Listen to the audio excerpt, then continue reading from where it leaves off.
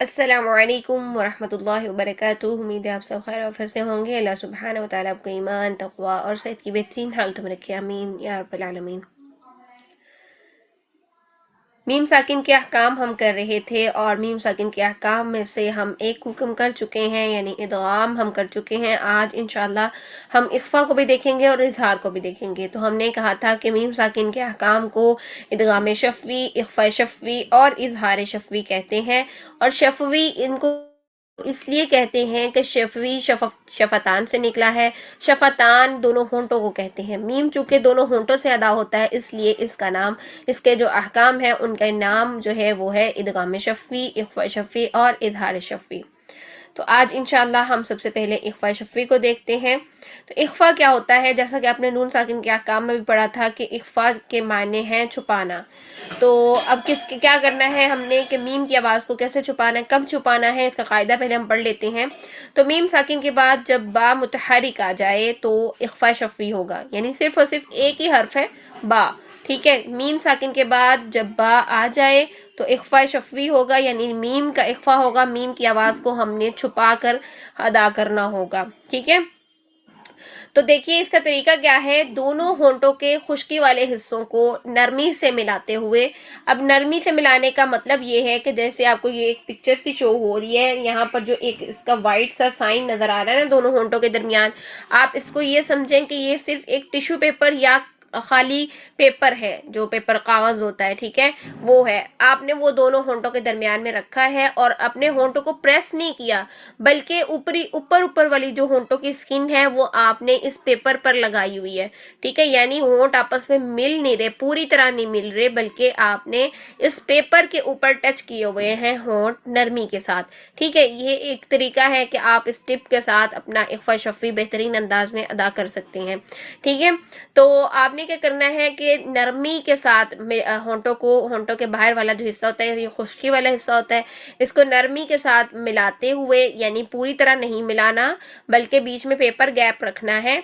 ये करते हुए 2 हरकत के जितना, यानी एक अलिफ के बराबर या 2 सेकंड जितना आपने हुन्ना करना है और फिर उसके बाद बा को अदा करना है। कैसे अदा करेंगे वो हम कलिमात की अदायगी से अभी देखते हैं, लेकिन इसका तरीका जो है वो इधर से आप पहले नोट कर लीजिए कि पेपर गैप जितना आपके होंठों में जो है वो फासला होना चाहिए, यानी ज्यादा फासला नहीं, बस पेपर गैप जितना फासला होना चाहिए। ठीक है, माइनर सा, जैसे कह लें एक लकीर के जितना फासला। ठीक, तो फिर यही तरीका हमने क्या किया था, नून साकिन के अहकाम में इकलाब के ऊपर ये तरीका आजमाया था और यही तरीका किया था।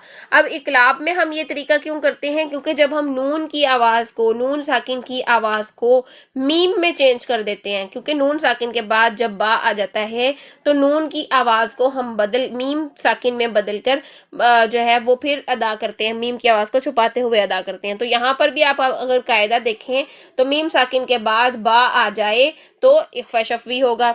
तो वहां पर भी क्या कायदा बन रहा है इकलाब का कि नून की आवाज़ उन्होंने ख़त्म कर दी और फिर मीम साकिन बन गया, मीम साकिन के बाद बा आ गया, तो ये भी इख्फा शफ़वी की तरह ही अदा होगा। यानी नून साकिन के जो अहकाम हैं उनमें से इकलाब का कायदा और मीम साकिन के अहकाम में से इख्फा शफ़वी, दोनों एक ही तरीके से अदा होंगे। उनमें हमने होंठों में पेपर गैप रखना होगा और फिर नरमी के साथ होंठों की ऊपर वाली स्किन को टच करते हुए बा को सख्ती से, यानी गुन्ना करने के बाद 2 हरकत जितना गुन्ना करें और फिर बा को सख्ती से अदा करें। तो अभी हम इसकी अदायगी देख लेते हैं।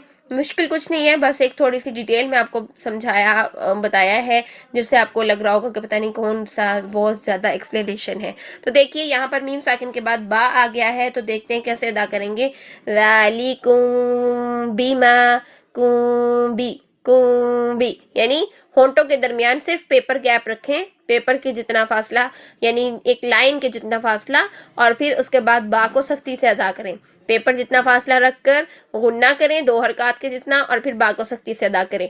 ज़ालिकुम बिमा हुम बिरब्बिहिम रब्बहुम बिहिम फहकुम बैनहुम अलैहिम बिइल्मिन सबक़कुम बिहा सबक़कुम बिहा अलैहिम बिकसिन अंतुम बशरुन।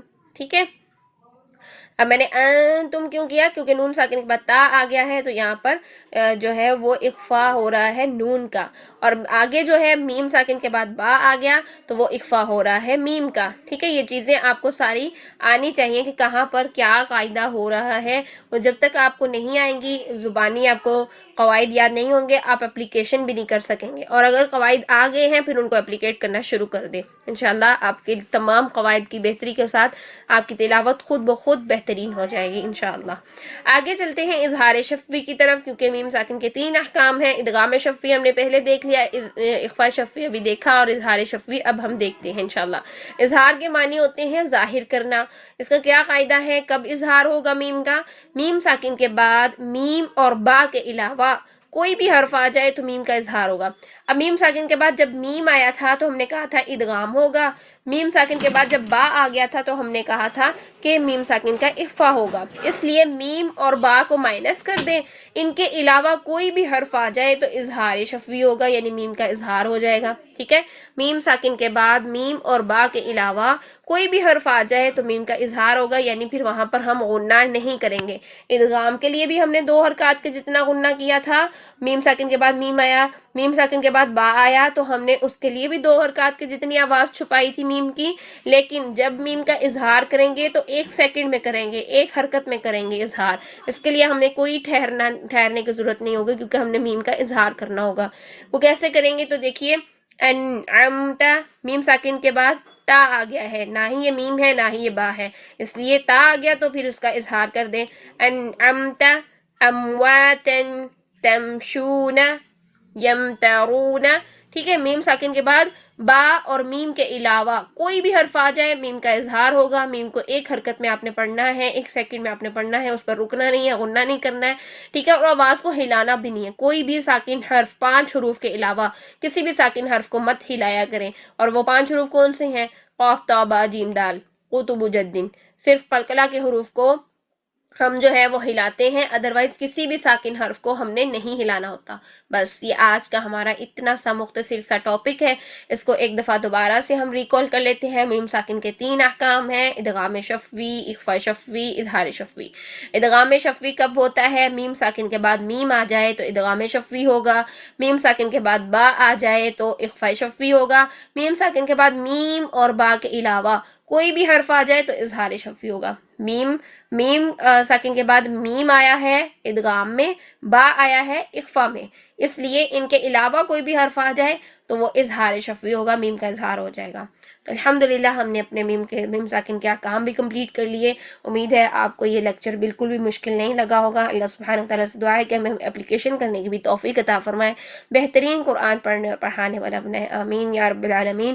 کوئی کوسچن ہو تو آپ کمنٹ باکس میں پوچھ سکتے ہیں. ویڈیو اچھی لگے تو آپ ضرور اس کو شیئر کیا کریں. کوئی نئی بات آپ کو یہاں سے سمجھ آئے تو آپ اس کو ضرور اپنے اسٹیٹس پر لگائیں، اپنے فیلوز کے ساتھ شیئر کریں، اور مختلف پلیٹ فارم پر بھی اس کو پھیلائیں تاکہ قرآن کے سے سب لوگ آگاہی حاصل کریں اور تمام لوگوں کو تک ہمارا یہ پیغام پہنچے اور تمام لوگ صحیح ادائیگی کے ساتھ قرآن پڑھنا سٹارٹ کر دیں انشاءاللہ. سبحانک اللہم و بحمدک نشہد ان لا الہ الا انت نستغفرک و نتوب الیک. رب ارحمهما كما ربياني صغيرا. آمين يا رب العالمين. السلام عليكم ورحمة الله وبركاته.